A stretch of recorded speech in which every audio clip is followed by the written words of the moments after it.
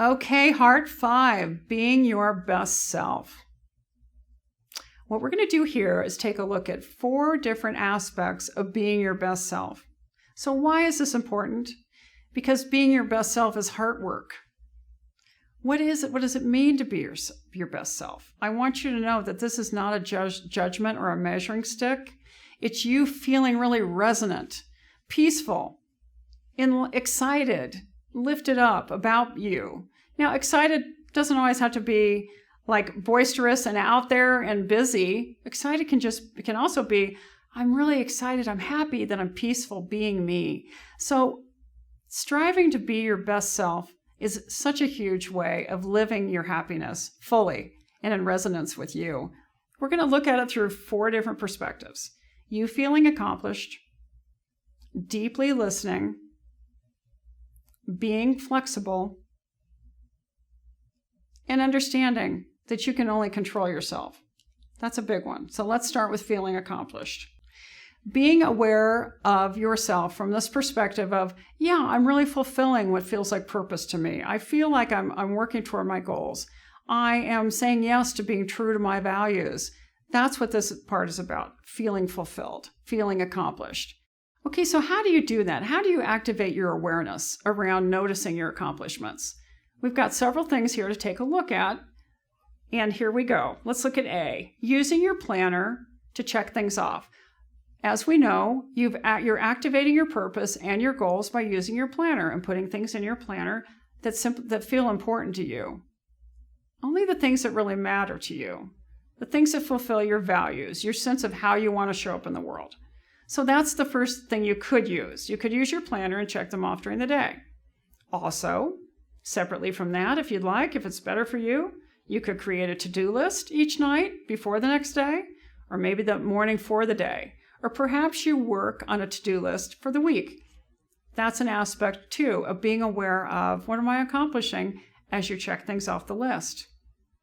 It could be something different, like pausing throughout your day and thinking through what you've accomplished as a simple practice of noticing and being aware.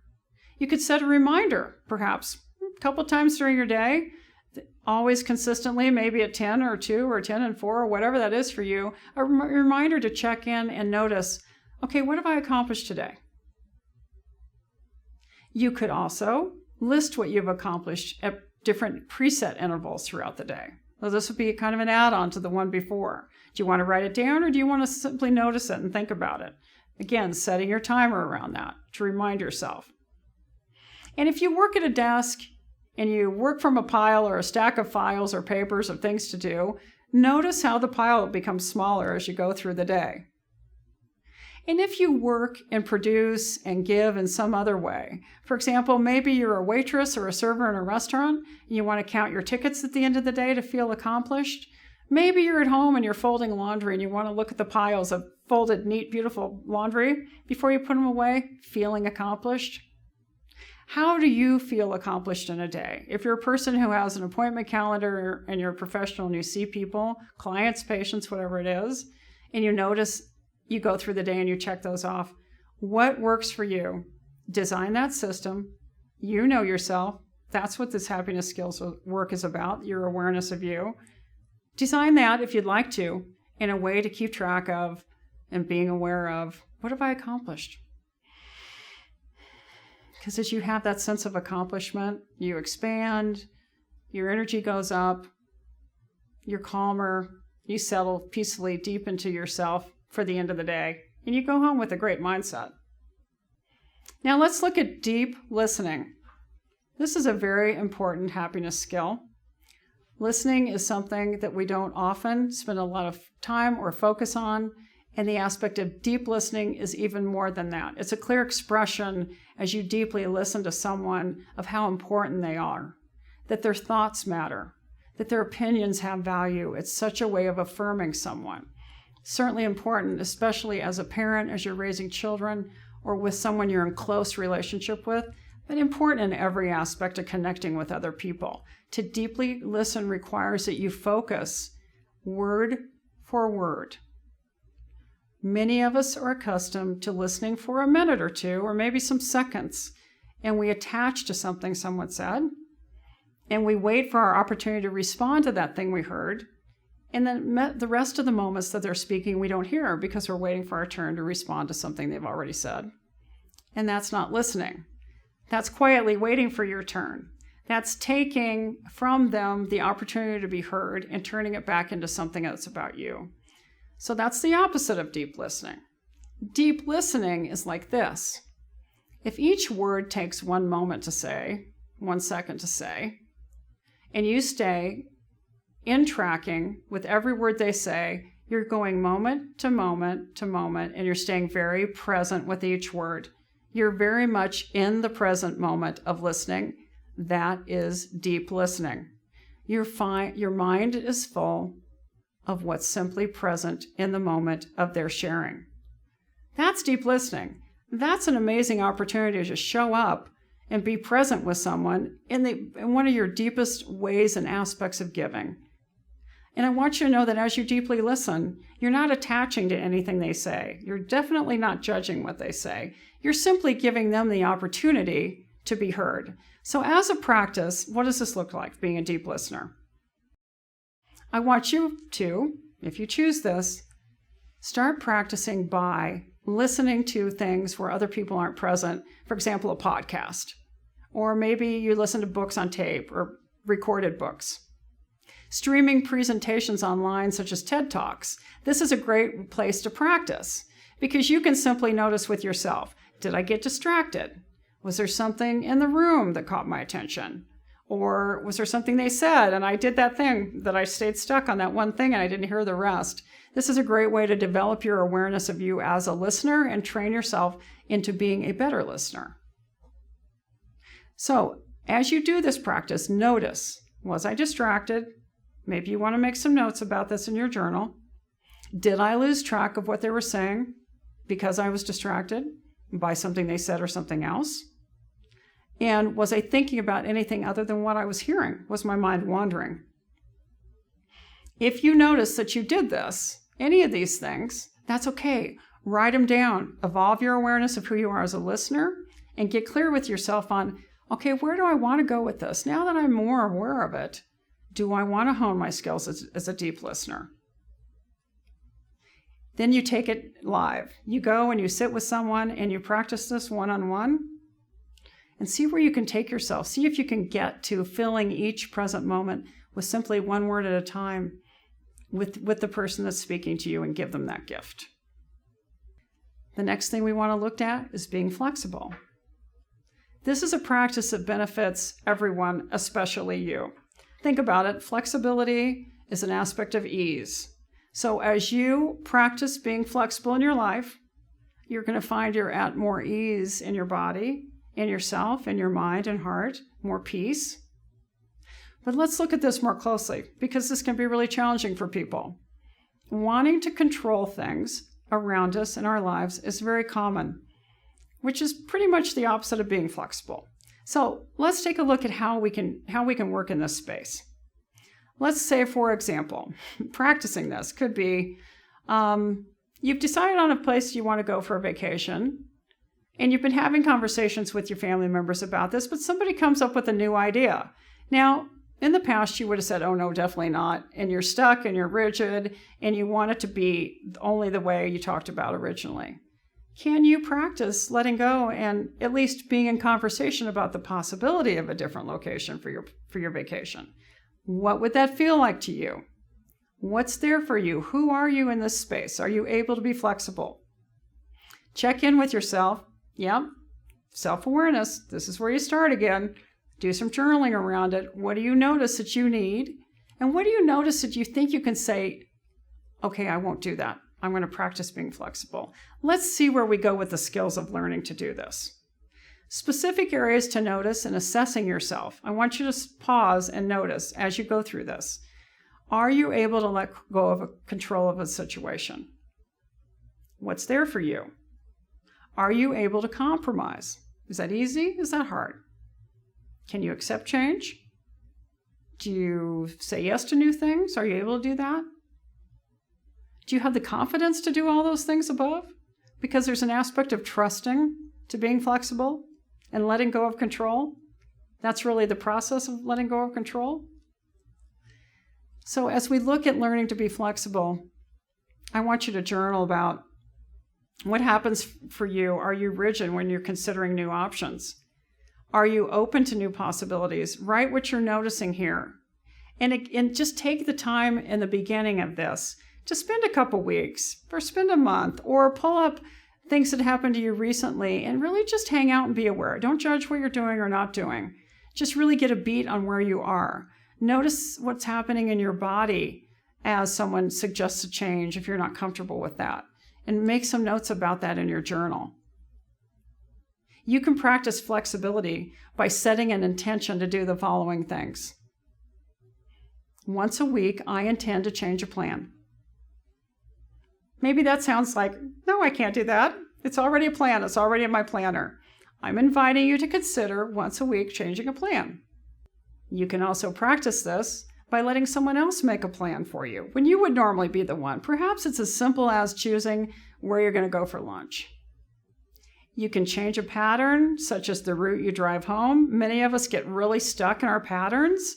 We always maybe brush our teeth the same way, or we always drive home the same route. It's really kind of fun to challenge yourself to step outside that box and go a different way. Maybe you start using your left hand to clean off the shower walls if you squeegee your shower walls in the morning instead of your right hand. You get the idea. Invite yourself into a little bit of a shift and just kind of hang out there and see if you can develop some comfort with that. Doing yoga regularly is the embodiment of flexibility.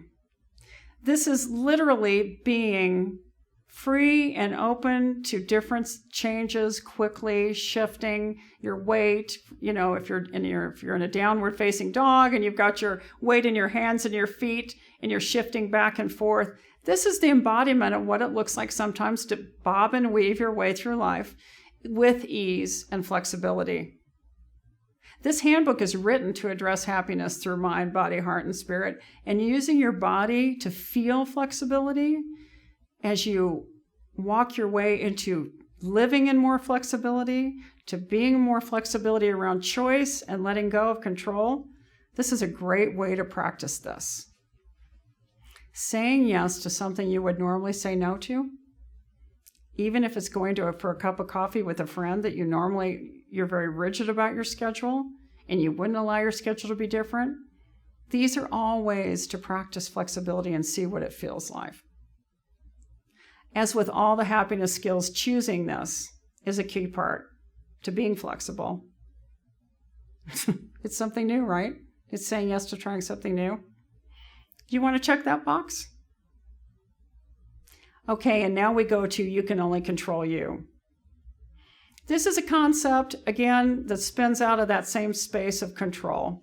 Frequently, we want to control things because we don't feel safe or we feel fear, and we think if we can control something that we'll be safe, and then we won't have to be fearful. When it comes to people, there's only one person you can control, and that person is you. You might think that when a friend comes to you and tells you a story of something difficult they're going through, and you're thinking all these different things that they could do to make it better or fix it, those are your things that would make it better or fix it. They aren't their things. It's not up to you to share that or overstep with that person, because that's you trying to control and fix. And though that may come from a very good place in your heart, it still is not a good choice. And happiness skills practice. It's not a good choice because it's not the thing you can do. Remember, to help them really is listen. And if they ask for a response, great. Then you can give a response in a measured way. This is not a big download or a big sharing of everything you think and feel. That doesn't actually help. Give them bits. Make I statements. In your situation, I think maybe I'd do this. Well, how does that land for you? And turn it back around to them and ask them the question. Because the truth is, we all have our own best answers inside of ourselves. And what we need is someone to ask us. So let's begin with the self-awareness piece as a practice here. You first have to notice, how are you when it comes to trying to control others? Do you really believe that you're the only one you can control? Is there something there you need to sort out? Do you want to talk it out with yourself in your journal? For example, are you the person that when your friend comes to you in that situation with that story about something not working in their life, and they've come to you with it many times before, are you the person that says, I told you so, I told you should do this, I told you that wasn't right or wrong or whatever? Are you that person? Check in and be self-aware.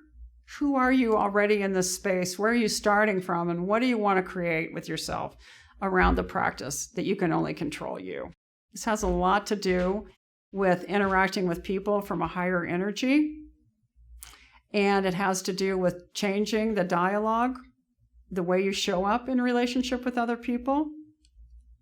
And as I was suggesting, as you learn to be a better listener, a deep listener, and your friends come to you or people come to you and wanting your help, or they just want to be listened to, how are you responding?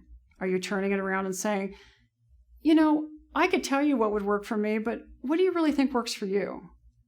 Or you might say, well, if I was in this situation, I think I might do this or I might do that. But how does that land for you? What do you think would work for you? That's going to invite them to look inside themselves, and they have their own best answers. It's helping to turn that mirror back around on them and teaching them as well. They can only control themselves. That's it. They can only control their choices. We can only control our choices. The world is a better place when everyone rises to the challenge of growing into finding their own best answers, having the confidence to do that, and living from that space. It serves everyone's happiness. So let's take a look at the summary for Mind 5. We have 4 things here. Do you want to check them all? Check some of them? The first being aware of your accomplishments. Would you like to get into that practice and have that sense of fulfillment? That feels pretty happy. Do you want to practice being a deep listener? Did that feel like it has value for you? Does it align with your sense of who you want to be? Do you want to practice being more flexible? Do you see some benefit to your happiness level as you become a more flexible person? And how about the self-awareness about you can only control you? What came up for you there? Do you want to do some journaling around it? Do you want to do some practicing around it? Do you have a relationship you might want to shift in this space? As with mind and body, you're familiar with this. At the end of this section, we have all the happiness skills and practices that we talked about. You can get your highlighter or your pen, come through here, and indicate the ones you've already said yes to as another way of setting into your consciousness and affirming with yourself what you're committing to in your happiness practices. I appreciate you being here so very much. I look forward now to meeting you at Spirit and going through that section as well. Thanks.